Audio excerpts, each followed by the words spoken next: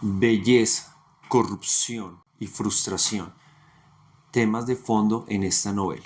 Hola amigos de Glutamiloja, mi nombre es Alan Y mi nombre es Joan. y el día de hoy les vamos a compartir lo que leímos de una novela llamada La pista de hielo de Roberto Bolaño, autor chileno.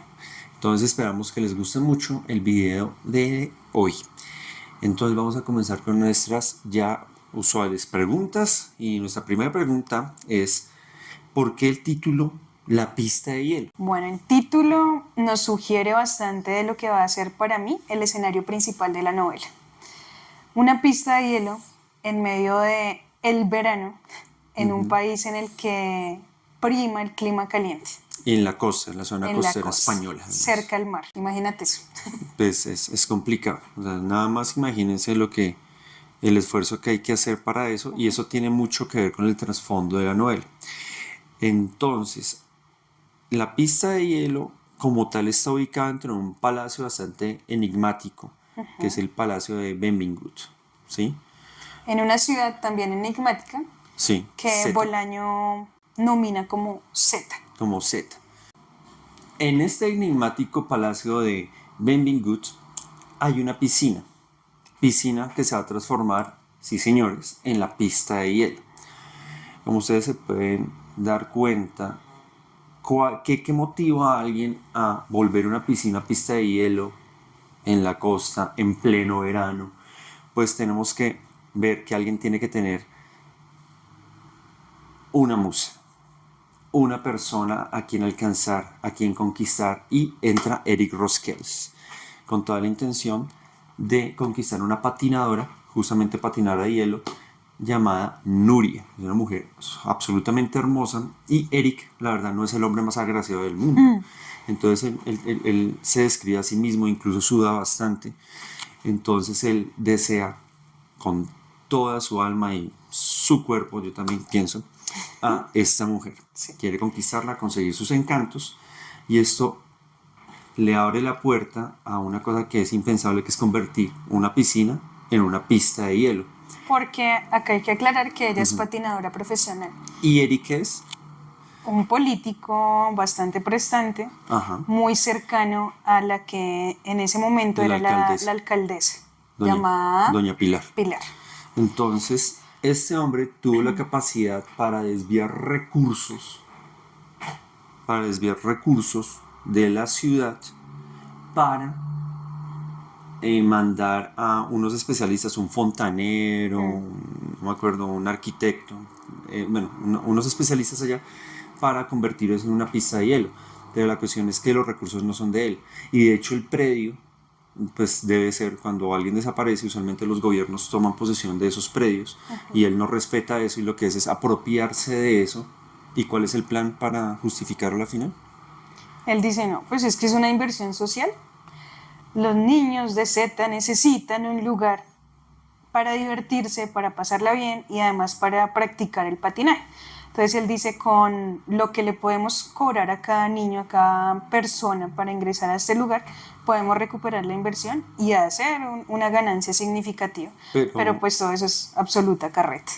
Y es mentira porque realmente eso es como el plan contingente que tiene Eric Roskels en caso que lo descubran. En caso que lo descubran, si me pillan, voy a decir esto. Todo un pico de oro, todo un lengua larga. La segunda pregunta que tenemos hoy es, ¿por qué desde la primera página aparece Jack el Destripador? Esa es una referencia bastante importante para la obra, porque así como Jack el Destripador fue un asesino en serie de mujeres Sí, específicamente, solamente de mujeres. acá vamos a encontrar también Sí, de una mujer que cantaba ópera en sus mejores momentos, pero que se encuentra en un momento casi que habitante de calle y desafortunadamente es así. Entonces toda la novela va a girar en torno a saber qué fue lo que sucedió con ella, quién, y efectivamente pues al final lo vamos a descubrir después de haber pasado por un montón de hipótesis, porque vale aclarar acá que Roberto Bolaño utiliza 3 voces narrativas de 3 de los personajes. Rosquels, que ya lo mencionaste. Sí, está Eric Roskels, está Remo Morán. Remo Morán. Y está Gaspar, más conocido como Gasparín. Gaspar Heredia. Entonces ellos son Remo, que es chileno, Gaspar, que es mexicano, y está también Eric, Roskels. que es español como tal. Sí. Entonces, pues ya se los estaremos comentando ahorita un poquito más acerca de eso. Pero sí, es como si esta novela empezara por el final, ¿no? Sí. Nos muestra el asesinato y a partir de esa situación empiezan a desenmascararse un montón de problemáticas adicionales, de situaciones que han vivido los personajes y que de alguna manera empatan porque se relacionan no solo con la pista de hielo y con la belleza de Nuria, sino pues con la defunción de esta mujer. La tercera pregunta que hemos planteado para el día de hoy es ¿cuáles son los temas de fondo de la novela? Entonces nosotros hicimos una pequeña lista, la cual vamos a estar pues explicando poco a poco.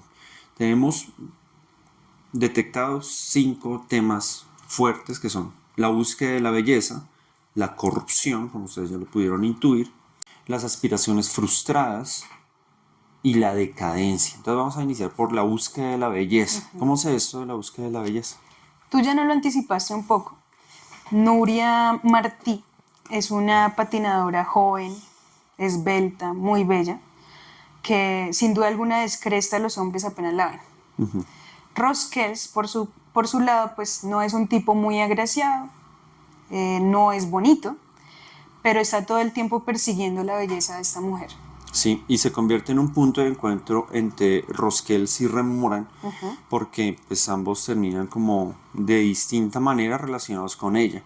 Por un lado está Rosquels, que está incluso volviéndose un político corrupto con tal de favorecerla, sacarla adelante, porque la Liga Nacional de Patinaje como que no me la aprecia mucho y yo la tengo que apoyar. Y por el otro lado, Nuria gusta es de Remo Morán. Incluso lo busca en el Stella Maris, donde él pues ha iniciado una nueva vida, su negocio. Entonces tenemos ese tema.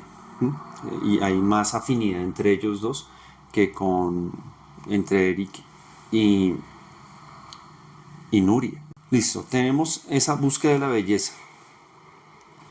Siguiente tema, corrupción. Ya nos adelantamos en la respuesta anterior.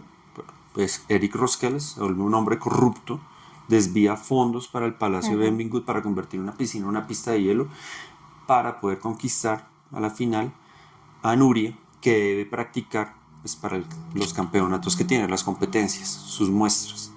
Además de esta muestra de corrupción, está también un soborno al que está siendo sometido Eric Rosquel. Ah, sí, señor. Por parte de Carmen. Por parte de Carmen. Carmen ya dijimos que es una cantante de ópera en decadencia, que está en proceso de habitabilidad de calle allá en Z, y ella descubre todo lo que está sucediendo con la pista de hielo.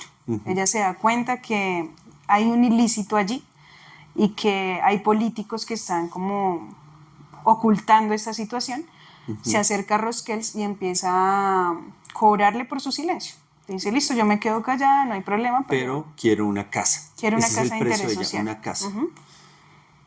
Listo, ahí ya vamos por ese lado. También comienza a dejarse un hilo ahí cómo se va a descubrir el asunto, porque Nuria no es la única mujer que conecta a Eric Roskels con Remo Morán. También está Lola. ¿Quién es Lola? La ex mujer de Remo.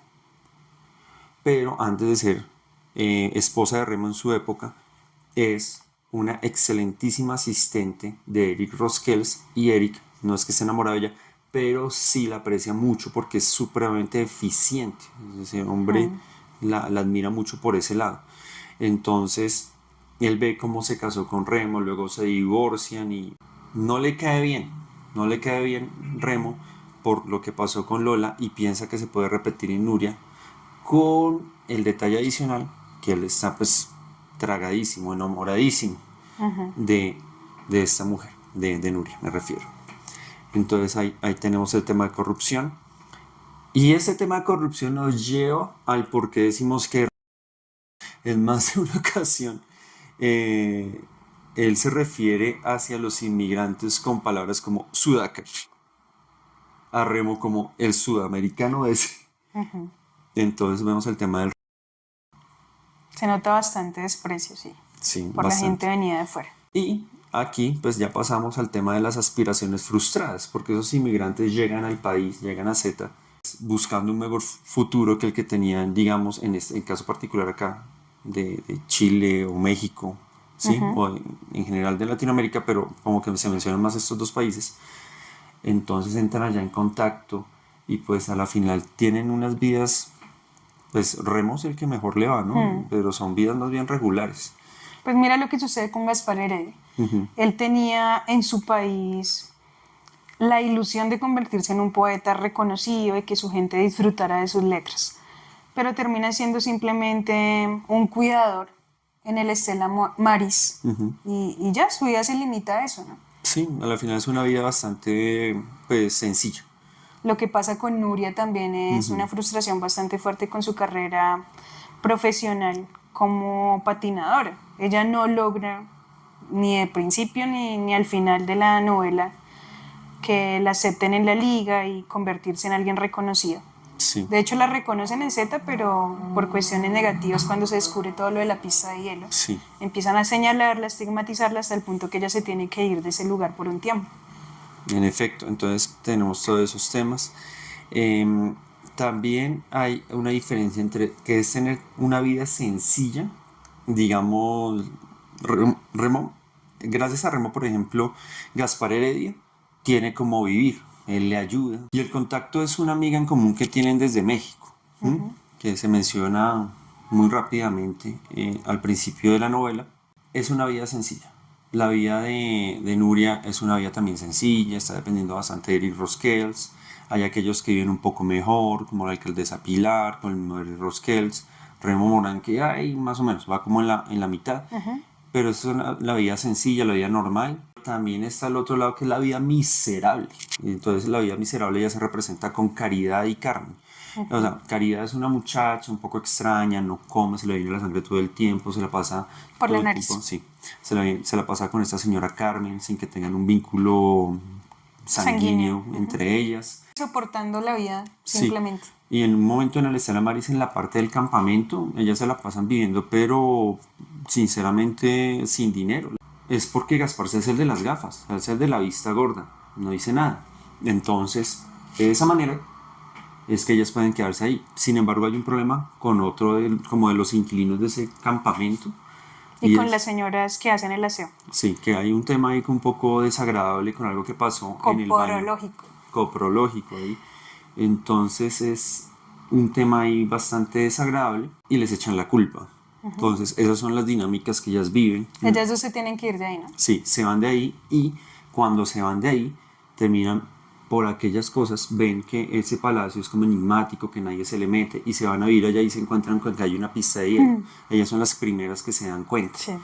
Después se da cuenta Gaspar persiguiendo a Caridad porque está prendado de ella. Tenemos una serie de cosas donde ya es la diferencia entre una vida sencilla como la de Gaspar y una vida miserable como la de Caridad y Carmen y su acompañante, que no hemos hablado de él hasta el momento, que es Recluta. El recluta, le El dice. Recluta, que es un señor ya de unos años que termina ahí andando con Carmen y bueno, ahí queda. Como incluso a lo último termina buscando entre la basura y todo eso por la Es un playa. tipo que tampoco tiene ni siquiera dónde vivir. No, no, no. De hecho es como que empatan por ahí, pero sí tienen, son ricos en historias, son ricos en experiencias, indudablemente, sobre todo Carmen Y el y recluta. el rey. El quinto de los temas que tenemos, que extrajimos de la novela, es la decadencia. Es un panorama decadente, ya como ustedes se pueden dar cuenta. No solo en la vida de los personajes, como ya lo mencionaste en la anterior respuesta, sino también en los escenarios. Hablábamos antes de grabar el video y lo más bonito que aparece en la novela tal vez sea la pista de hielo, pero mira que la pista de hielo también está ubicada dentro de un castillo que está abandonado, que está siendo devorado por la vegetación en algunos En puntos. efecto, Hay calles que están llenas de basura, que se ven bastante miserables. Entonces todo como que es oscuro, sí. bastante triste, desolador. Los lugares por los que se mueve cada uno de los personajes no son precisamente los más bonitos, Sí, es cierto. sino que empatan bastante bien con esa pérdida de las aspiraciones que ellos tenían en algún momento de sus vidas. Listo. Bueno, mis amigos, si llegaron a esta parte del video, se podrán dar cuenta que nosotros hablamos bastante del Palacio de Bemingut todo el tiempo, que es enigmático. En voz de Eric Roskels, en el libro, él explica de pe a pa el origen, de dónde viene, y viene de un origen muy ostentoso. Los invitamos a que lo lean de verdad. Y después de todo ese pasado ostentoso, va en decadencia, va en decadencia, va en decadencia, va en decadencia, va en decadencia, hasta convertirse en un escenario de corrupción y de la... Porque es justamente la pista de hielo donde encuentran el cuerpo de la persona. Esa escena de hecho es bastante cruel. Sí. Está la pista de hielo así muy blanca, está el cuerpo tirado en la mitad y alrededor sangre. Última pregunta del día de hoy. ¿A quién fue que le hicieron el atentado?